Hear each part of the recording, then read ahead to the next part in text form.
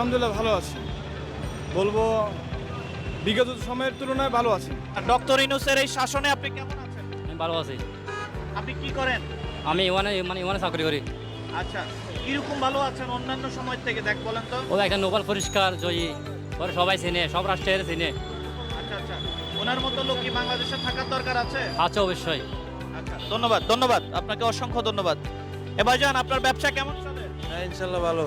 এখানে ব্যবসা করেন যে কাউকে চাঁদা দেন? না না কেউ এসে চাঁদা চায়? না তমক ভাই তমক ভাই নামে? না, এখন কোনো ভাই নাই। আচ্ছা আচ্ছা, কেমন আছেন এই ডক্টর ইউনূসের এই শাসনে আপনি কেমন আছেন? ইনশাল্লাহ ভালো আছি, যেমন কিরকম ভালো আছেন বলেন? দেখ থেকে ভালো আছি। মাল দ্রব্যমূল্যের দাম কিছু কম আছে, দোকানদারি করে ভালো আছি। সব মিলে পরিবার পরিজন নিয়ে ভালো আছেন? ভালো আছি হ্যাঁ। আচ্ছা, ধন্যবাদ আপনাকে, ধন্যবাদ।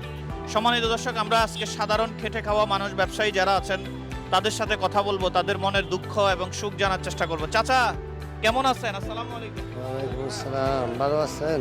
আছি আলহামদুলিল্লাহ। ডক্টর ইউনূসের শাসনে আপনি কেমন আছেন? উনি ব্যক্তি হিসেবে কেমন? আছেন ইনশাআল্লাহ, ভালো আছেন? মোটামুটি আছি।